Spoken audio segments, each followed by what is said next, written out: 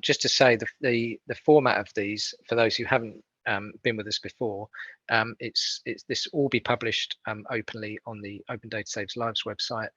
Please do ask questions through the chat. Myself and Taz and Paul and Catherine will monitor that, and we will write up the whole event afterwards.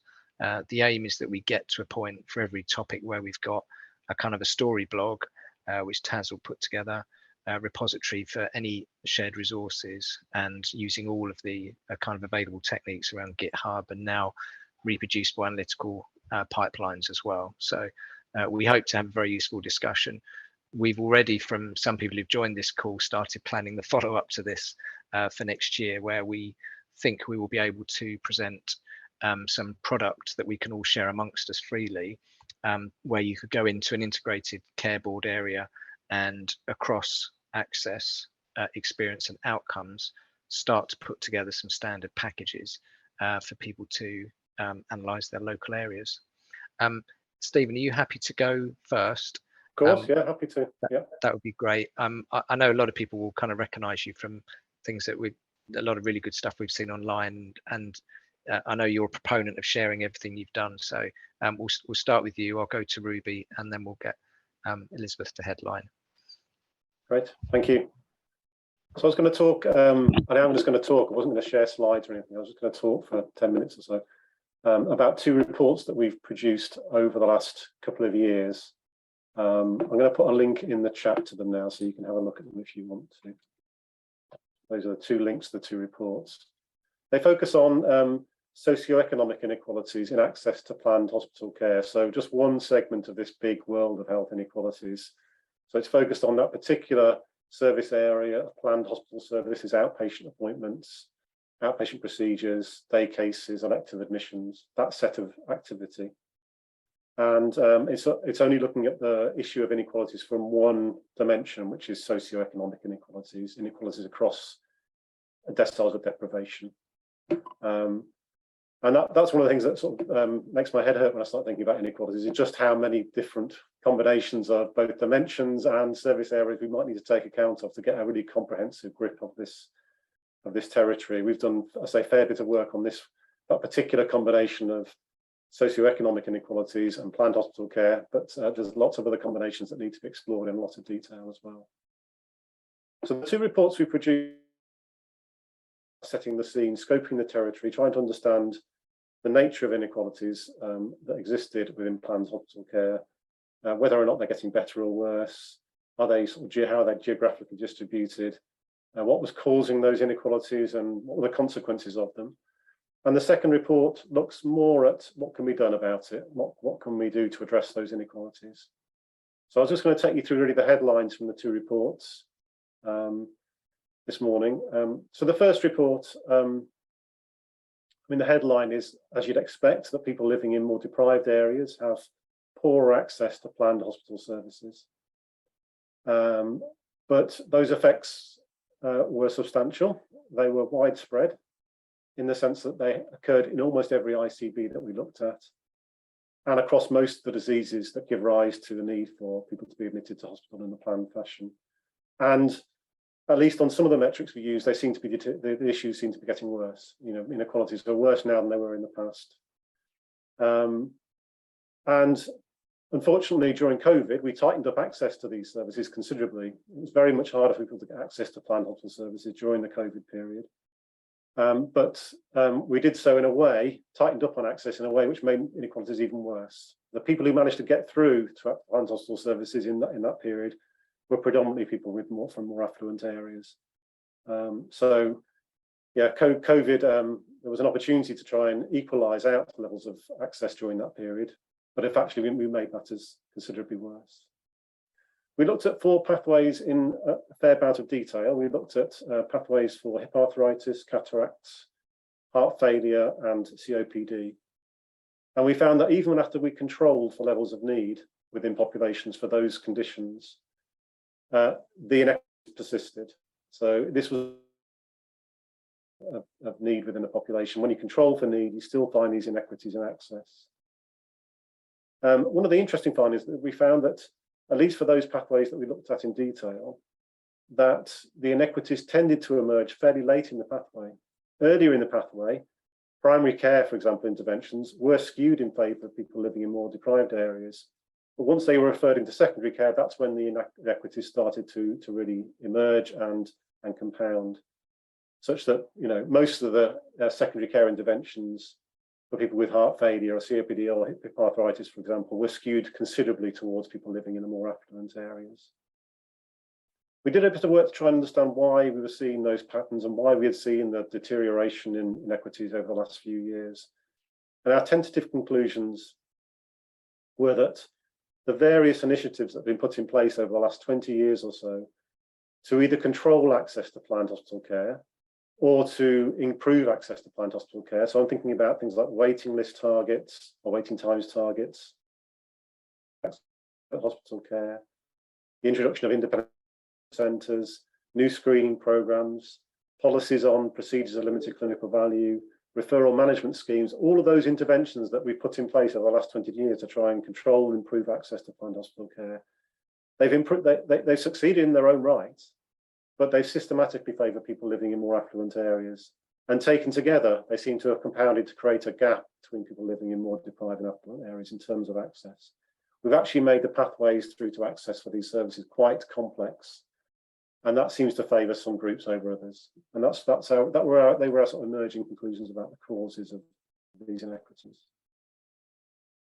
One of the things we also looked at was one of the consequences of poor access to planned hospital care. And we were able to show with some confidence that comparatively poor hospital care amongst people living in more deprived areas explained, at least in part, why those same populations had elevated use of hospital services in an emergency. So if we could equalise out access, then there would be some dividend to the emergency care system, because we would reduce levels of A&E attendances and emergency admissions for those populations that were getting poor access to hospital on a planned basis. So that was the first report. We put that out last year. Alongside the report, there's a set of markdown files on GitHub, more targeted analysts that take you through our work that we've done, where we've got the data from, the code, the analysis that we've run, our interpretations of that analysis. That's available for people to review, and we'd love comments and feedback on that. We know there's more work, we know there's improvements on what we can do, but your thoughts on how we might do that would be greatly appreciated. So we put that out last year, and we got some good feedback, but we could see ICB struggling to work out how to adopt that and do something with it. So we produced a follow-up report, which came out earlier this year, which tries to guide ICBs on a trajectory so that they could end up with a credible strategy to try and address this problem. The first thing we did was try to describe 3 routes to equity. So if you think about inequity being a mismatch between need and supply across populations, then we described what levelling up, improving rates of access to all those groups that have comparatively poor access looks like, levelling down, reducing levels of access down to those with the poorest levels of access. And the third route we described as zero-sum redistribution, reallocating activity so that we're not doing any more work, but at least we're distributing it equally across populations relative to need.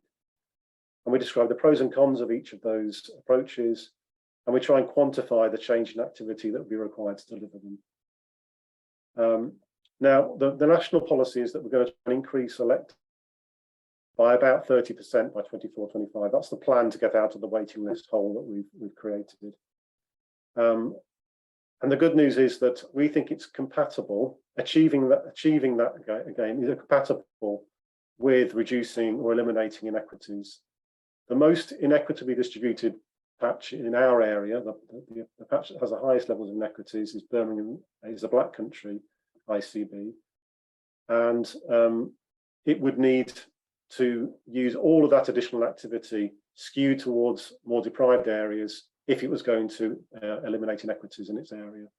All other areas could achieve it by smaller amounts of increase in activity. So that's the good news. It is possible that the overall objective to increase activity is compatible with aims to reduce inequities or eliminate inequities. But it's not going to happen by accident. It's going to take really deliberate actions on behalf of ICBs to bring that about.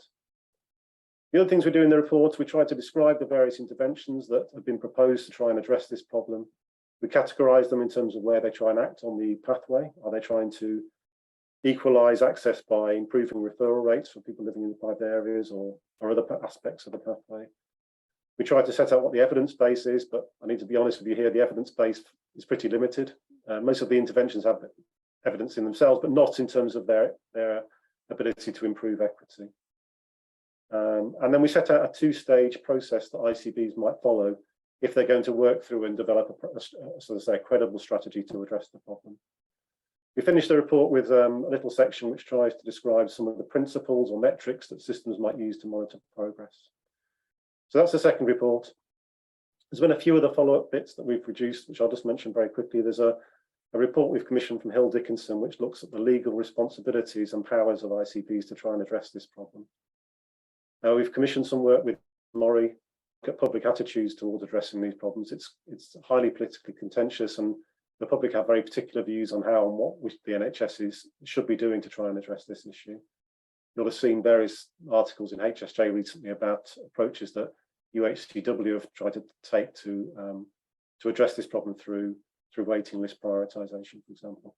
And there's a report due out very soon on some of the ethical considerations about equalising access to planned hospital care. That will be due out on our website in the next few weeks.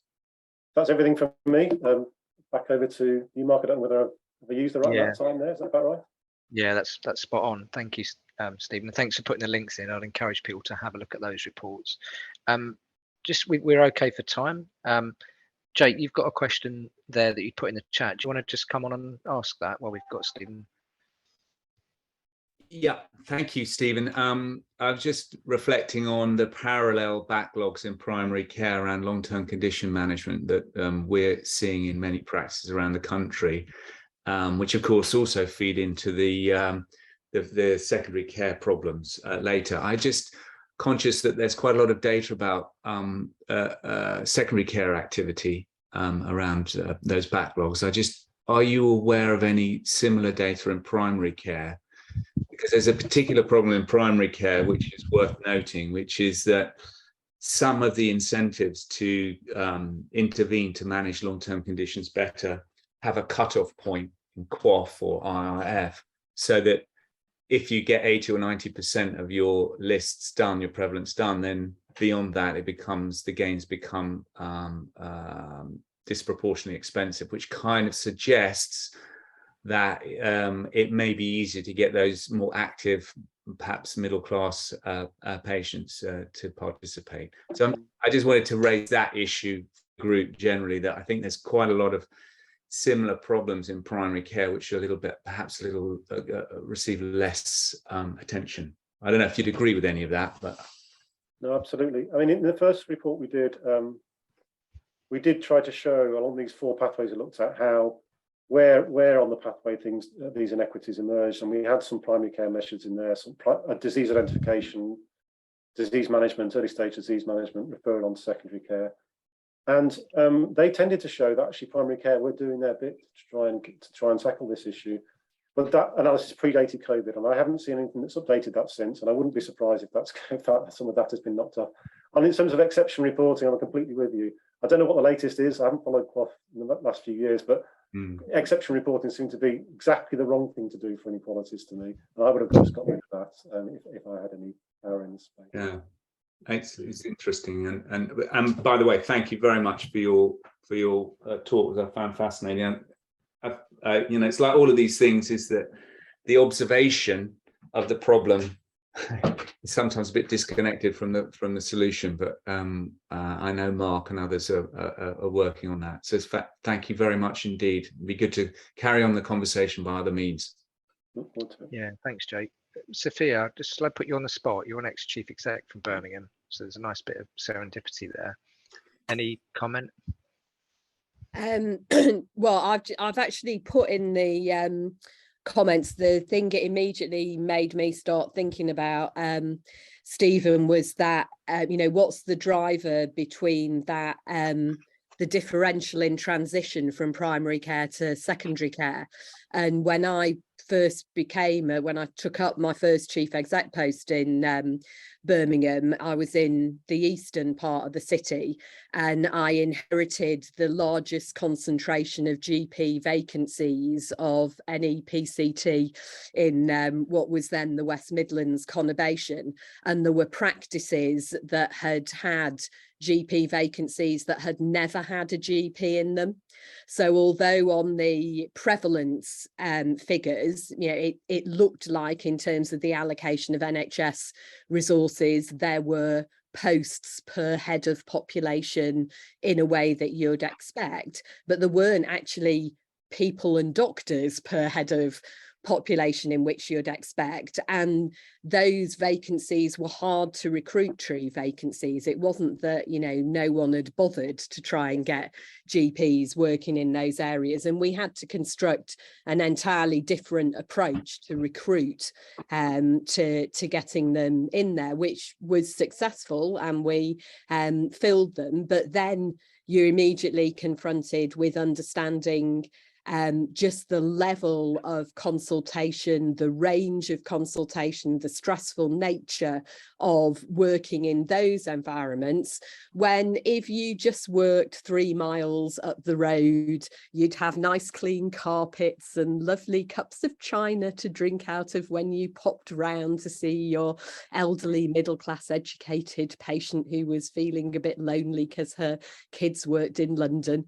And it was just a completely different world within the same PCT, and all of that will have got worse over the last 10 years. So I think there's a really interesting thing about understanding what's where are we doctoring and under doctoring, and what impact does that have on the ability to find, assess, respond, refer, and I think you're absolutely right to raise that concern about if all we do is open up another waiting list initiative, we know that the first people through the doors will be the articulate middle classes whose mates are doctors and who know exactly how to negotiate the system, and the last people who will get sick are the people who've just been sat of a waiting list for months, not being able to get through to people in the hospital and not getting a response when they do get through. So a really important point you've made there, and a huge opportunity to think about how you could present into these as a win-win, kind of improve inequalities and get the waiting list down. So really fascinating. Thank you. And amazing to see, the backlash really that UHCW have tried to do some really brave stuff here. Really tried to get ahead of the game and try and do some stuff that might sort this out. And you see the backlash, even in things like HSJ, to people to those sorts of initiatives.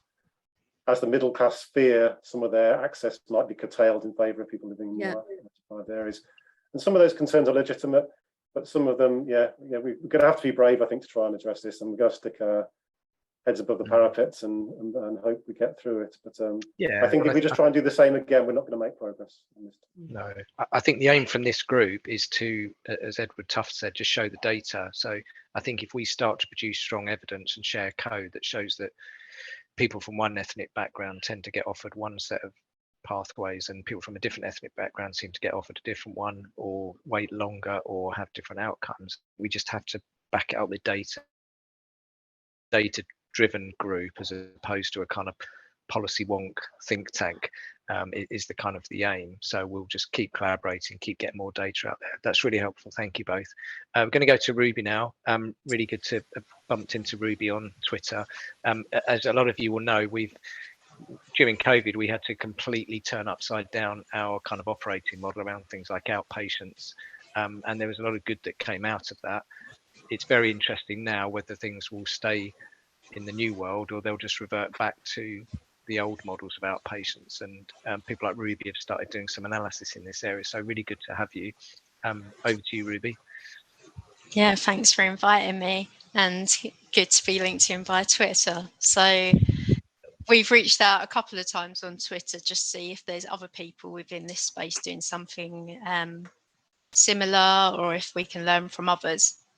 So I'm hoping I can share the approach we're taking within our team, and if there is anything anyone's doing, then obviously really keen to hear. So I work within the East of England Outpatient Transformation Programme as an analyst. My background is working within hospitals, so previously been quite performance driven, but now come up to a regional level and trying to look at the variation across each of our providers.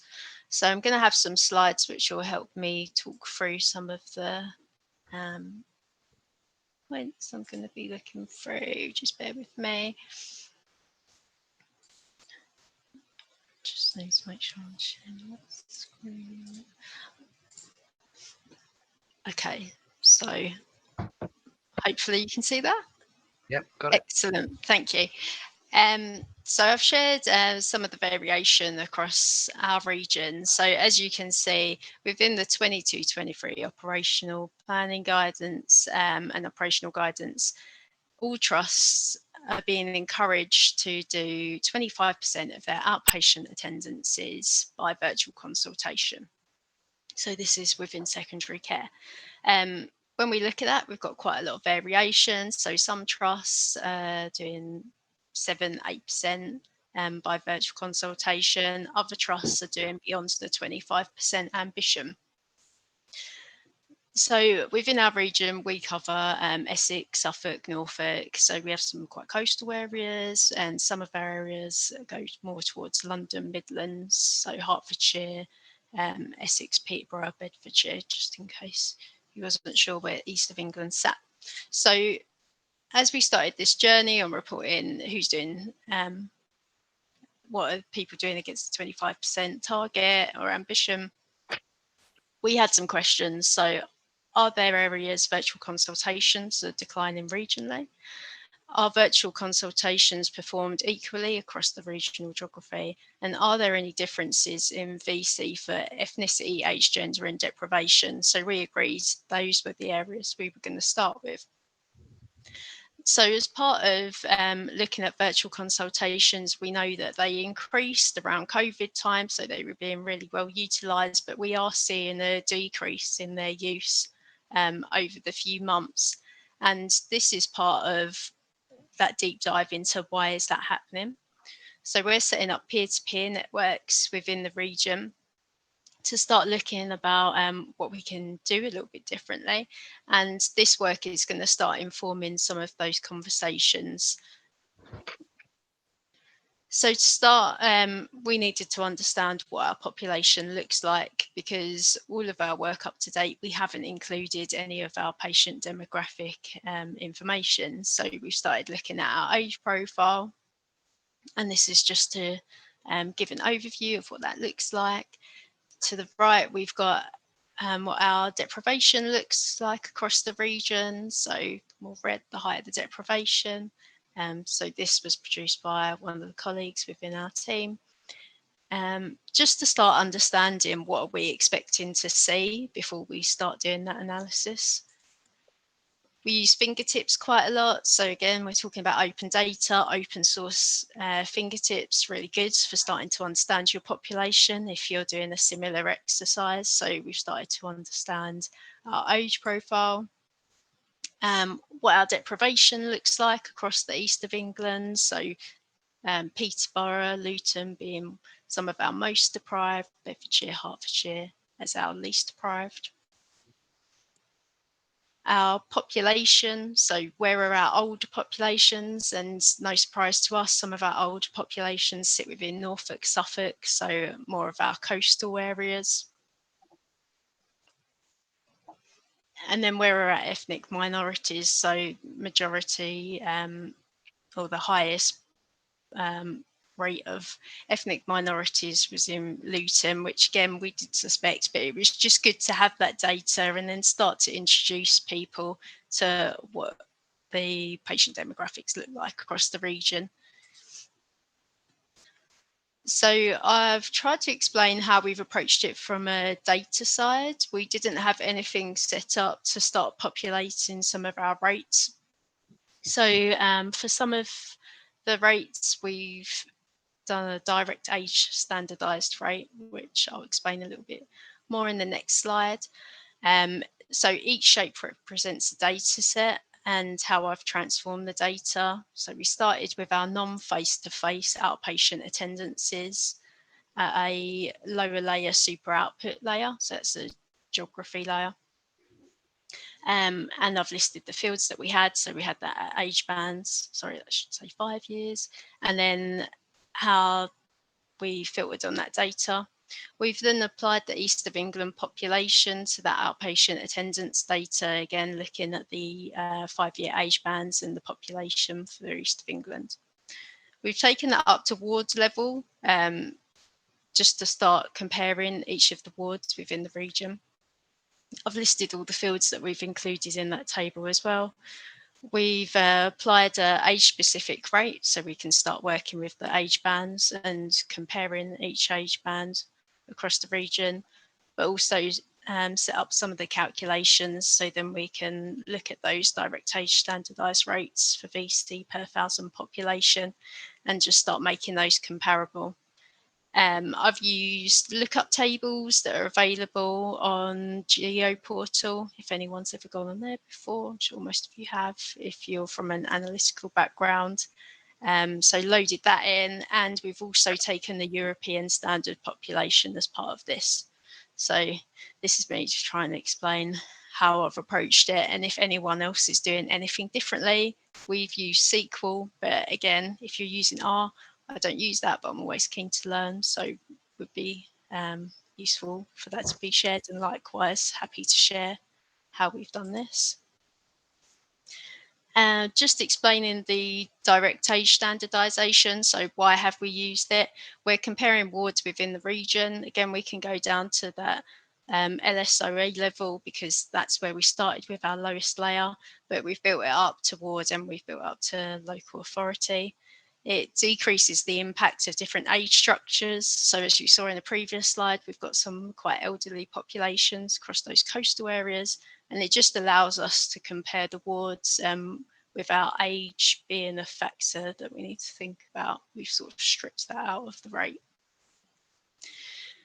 So this is the first draft of what that data looks like. Here we've got the local authorities and we've got the minimum rate and the maximum rate. We're currently QAing this, so it's in draft, but I just wanted to share what some of that variation's already starting to look like. We've taken it down to female and male, so this will be how many VC they have per 1,000 population within those local authorities. And next steps with this will be what are our ICBs doing within the region. So we know there's already work starting to happen. Can we link this benchmarking in? As a regional analyst, I see part of my role as bringing those ICSs together and helping share some good practice. So that will be one of the next steps we take with some of this.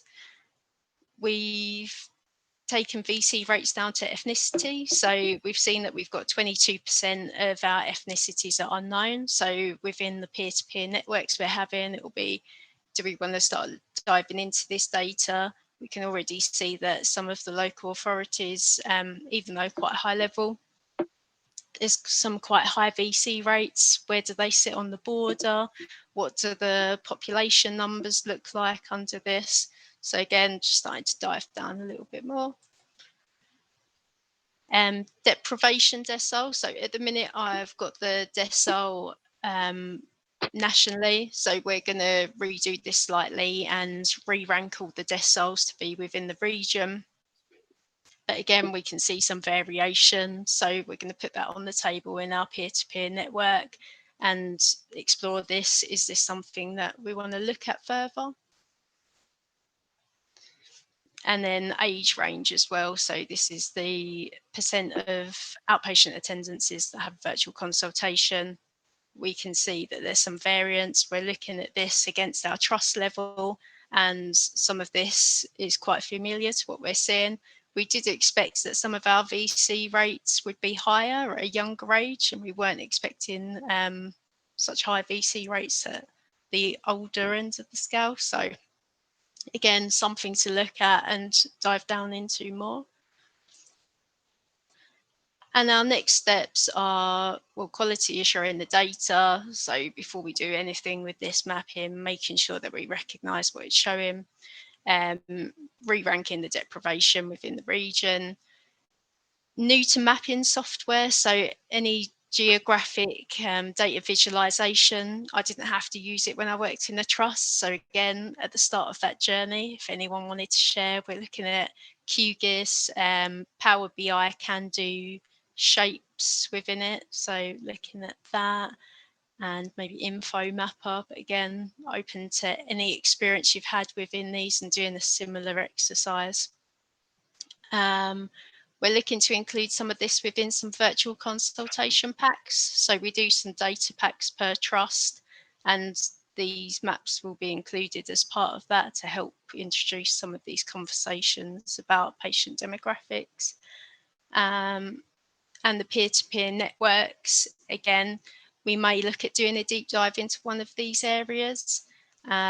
Looking around some assumptions. So do we have an assumption around a particular age group, around a particular ethnicity?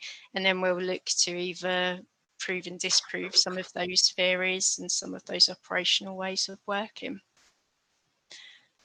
So that's sort of an overview of the journey we're going through at a regional level.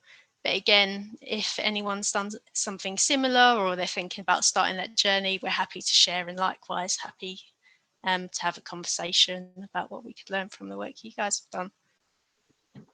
Ruby, that's brilliant. Thank you for that. All of Stephen's work is quite straightforward to kind of go to their site and bring down. I think there's a lot in the chat which you might have a look at in a minute, which is about how we turn what you've done into a reproducible analytical pipeline. So how we, and there's a test there for me in a sense, because you've done a piece of work with the map of Essex. You know, how easy is it for me to replicate that for Kent and Medway? And that should be the test. And we need to get to a world where that's really easy. And at the moment, it's probably a bit fiddly. And I'd talk to you and we'd figure it out. But the test to kind of Stephen's call to arms is proactively share all the code, make it super simple for me to just pick it up and pour in a different set of LSOAs and different set of data for Kent and Medway and just reproduce it. That's the yeah. So it makes it really clear, because I don't think I could do that as quickly as I'd like to. I think it's possible, but I need a little bit of help from you. Yeah. Really helpful. Yep. Sorry, Ruby, can I ask, is any of the hospitals you're dealing with responding to this data, either those places that have got a very low virtual consultation rates, or got very inequalities in the way they make their services accessible to patients? Have any of them actually taken those benchmarks, that analysis, and said, all right, we're going to do something about it? To be fair, we haven't actually released it to them yet. So this is all planning to go into the peer-to-peer networks once we've QA'd it.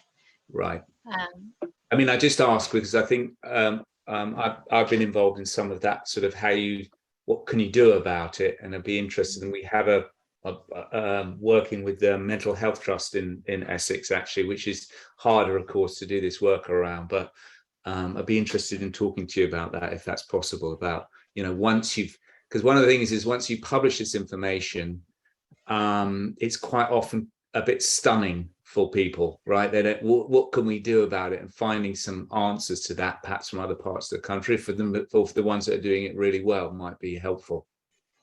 Yeah, definitely. It'd be good to catch up after this, because we're the same. We've got this data, but what are they going to do with it? We're doing something similar with DNA rates and demographics. And again, we're just about to start diving into that. So if we put a message out there, it is almost like next steps, what people are going to do operationally to change it. Great. Okay.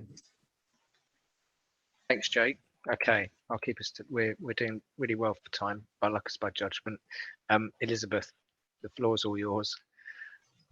Thank you for joining. Really good. Thank you guys for being so patient. I'm so sorry, it's been a funny day. I'm on call, so finding somewhere, and then the Wi-Fi in this place is very questionable. So I apologize. Thank you for your patience. I'm just going to share my screen and I'll tell you a little bit about who I am, which is not a very long story, I promise. So my name is Elizabeth. I'm a core surgical trainee working in the Kent Surrey Sussex Deanery. I actually did my CT 1 year in Margate, which is how I met Mark. And then I did my F1 and F2 in East of England. So I know a little bit when Ruby was talking about East of England side, I've worked in that side as well. So, but now I'm doing my CT2 in pediatric surgery in Brighton. Quite passionate about health inequalities, particularly from my personal experience and also as a doctor and seeing patients, and with my kind of global health hat that I'm interested in as well, and some of the work I do there. This is a good opportunity to just share a little bit of my heart and mind. So I'm hoping this is interesting. It's not very data heavy because you guys are the specialists. I'm just hoping to provide some conversation and some thoughts to, I guess, put some life behind the numbers that we are discussing. I have loads of quotes throughout this just because I find it helpful to create some context. But I like this quote by an author called Dan Heath, which says, data is a summaries of thousands of stories. If we tell a few of these stories, it helps make the data meaningful. And that's what I'm hoping to do today. So this is just a very brief overview of the sort of stuff we're going to be discussing. So we'll go through just a very quick definition of what health inequalities are, which we know, some key stats that I've seen. I'll tell a couple of stories of research I've seen, some personal stories. I'll mention a little bit about my thoughts about health inequalities in surgery and some of the research that may or may not have happened. And then next steps, my thoughts about how we can kind of engage in meaningful advocacy. So these are going to be a couple of snippets of kind of news articles, and I'll tell you a little bit of context. So this article is from a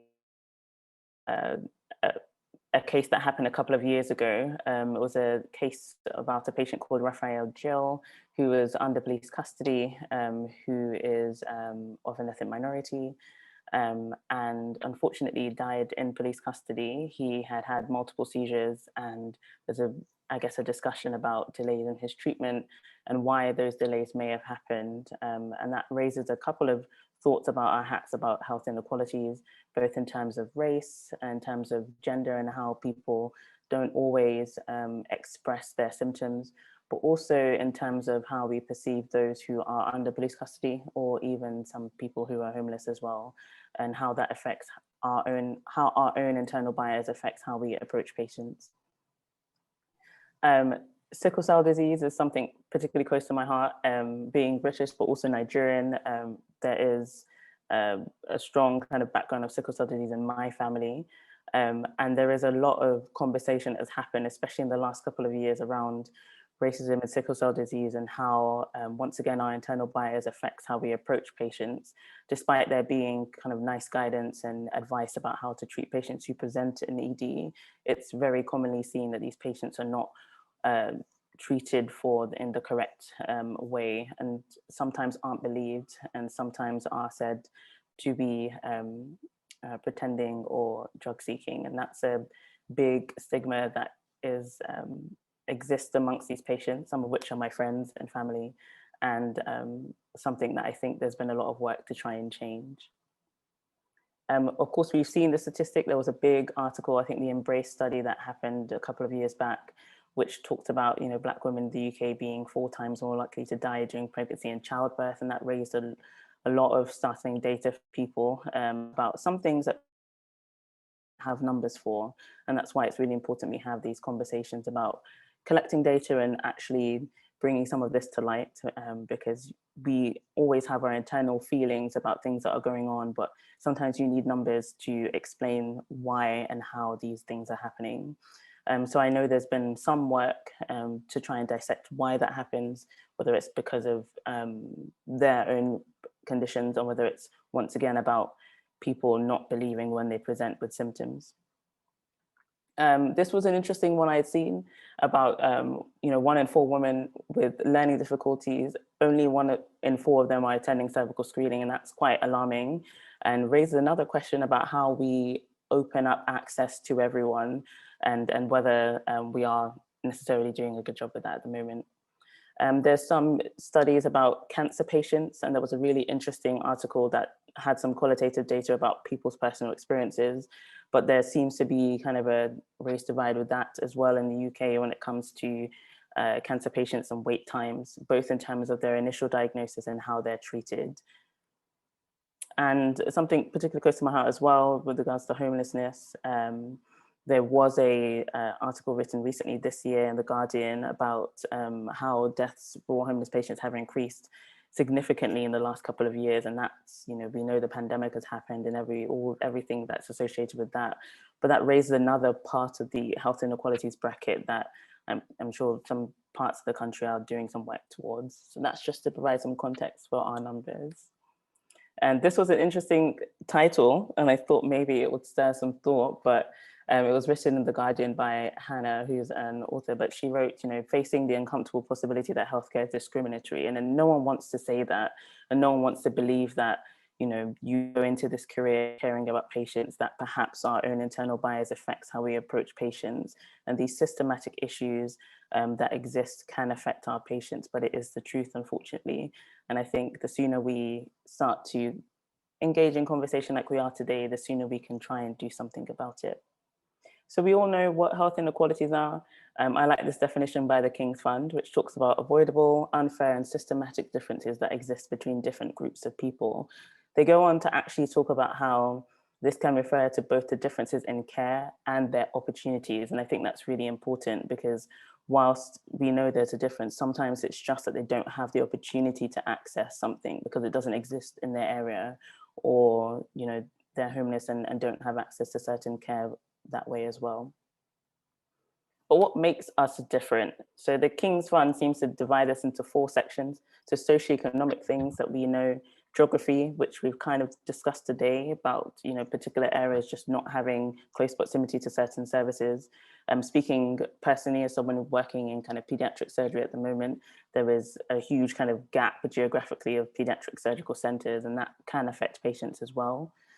Specific characteristics, and that's kind of gender, race, disability, things we know in socially excluded groups, e.g. those that we've discussed who are homeless. I always like this social determinants of health diagram. I'm sure we all know this as well, but we all know that all of these things affect a patient's health, not only their health itself, but where they are, their economics and their access to education.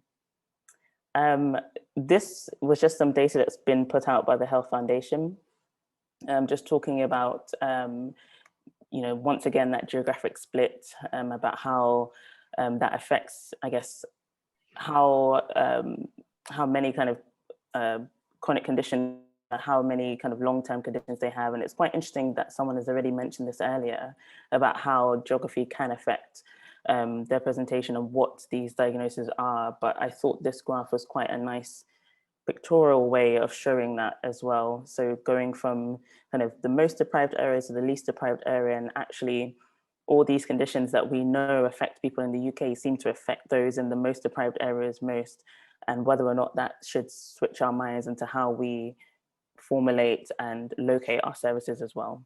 But once again, we are not policymakers, we are here to collect data. Next slide as well. So when it comes to kind of diagnosed illnesses as well, there is also a spread when it comes to deprivation and age. I thought it was quite interesting that the more we know that the kind of older people are, and how that can also affect deprivation. There seems to be a big spread here in the 70 to 79 groups and the 80 and older compared to when you're younger.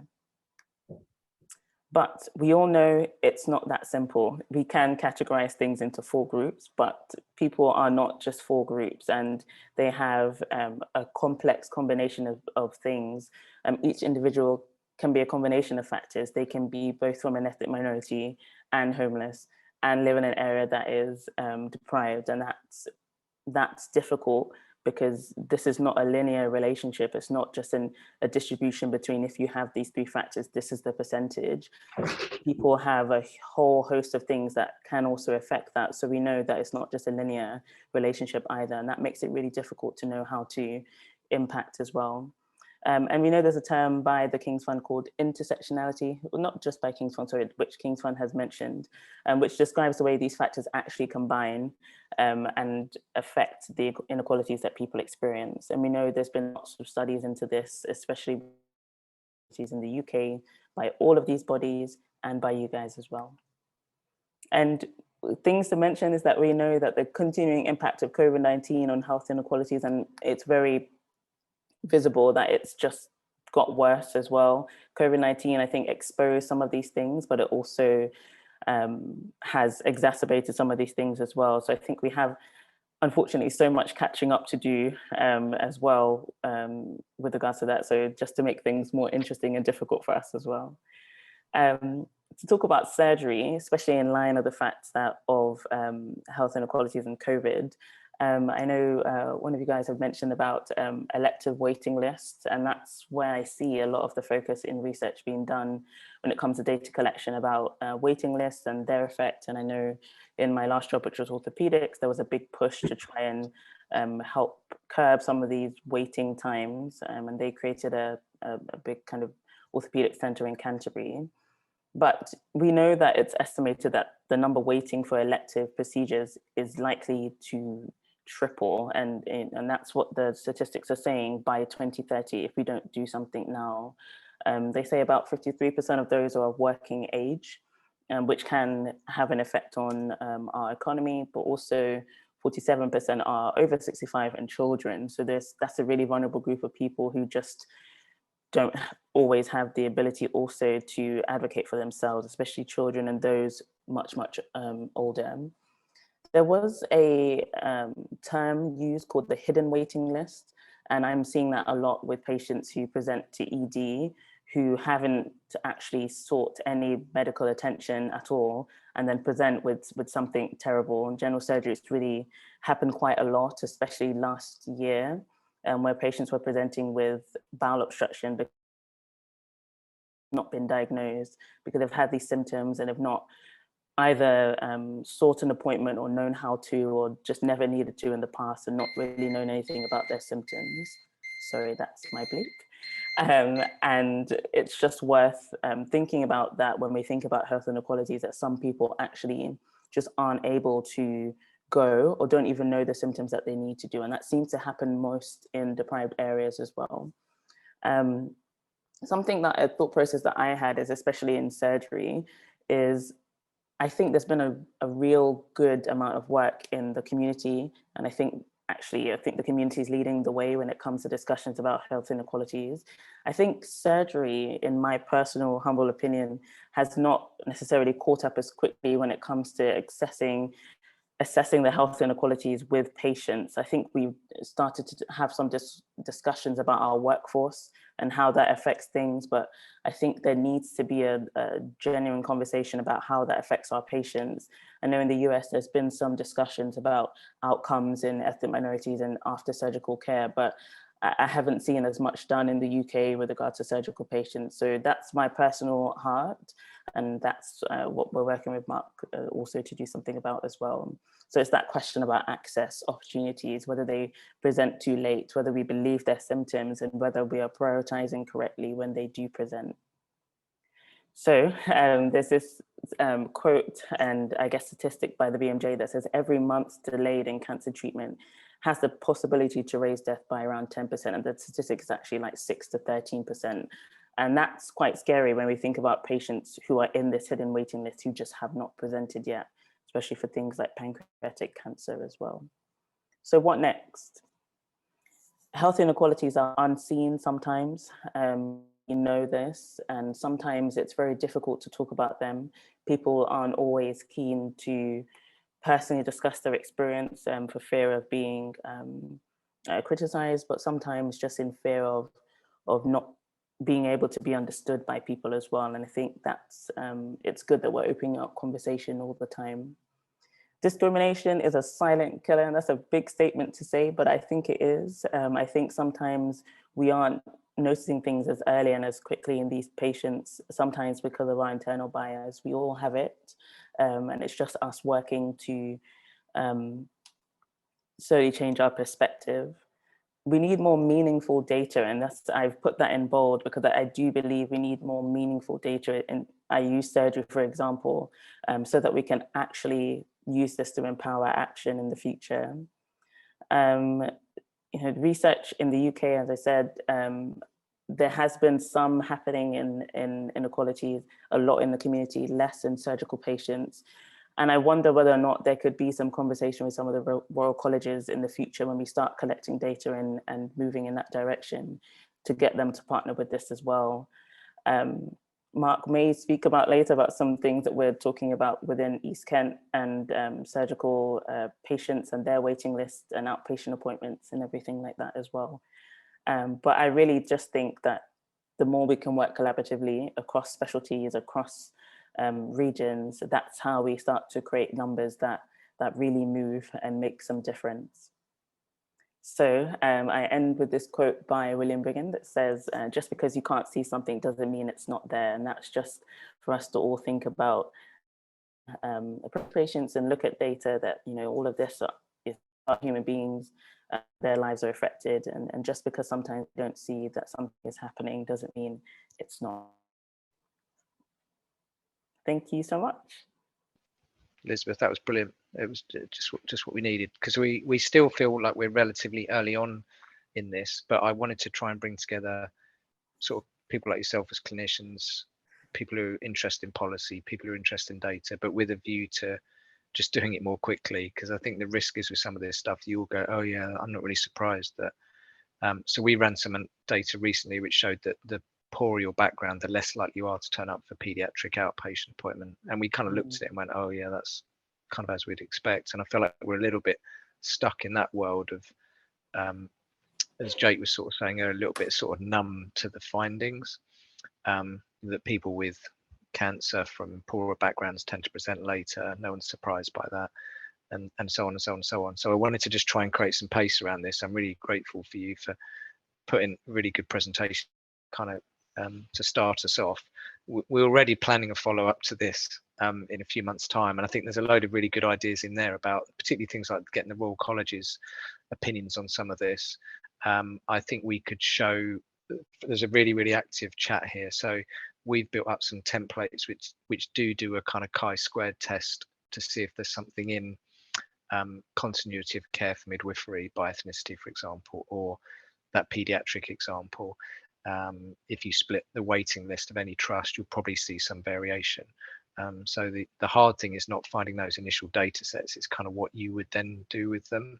And it's really interesting your perspective as a kind of surgeon, because you're in an acute and you can see a whole load of problems to do with the patient, but you're there just to put them back together that day. Now we do some, we will make referrals for alcohol services, or quit smoking, maybe. Also is still the building up on the hill where people go when there's blood coming out of them a little bit, and I think we need to try and resolve that. That's a bigger question than today, and I'm conscious of time. So just to thank everyone, really. We've got a very active chat. Myself and Taz will summarize this, publish all of this. Thank you all for coming. We will run another session in December on AI in healthcare, and we've already got some speakers lined up for that. So keep in touch, and I will link you all up as well, and I'll just get you out before 1 o'clock.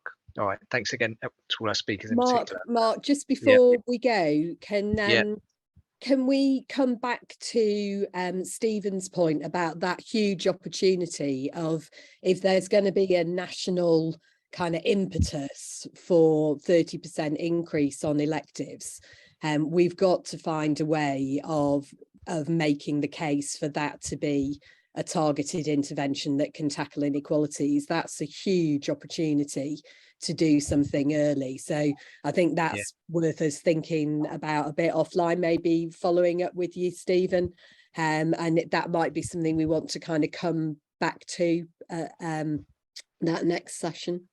Yeah, absolutely. So I'll you volunteered to speak at it there, Sophia, so that's a great one. Okay, good to see you all. Thanks. And we'll be in touch very soon. Cheers. Bye bye.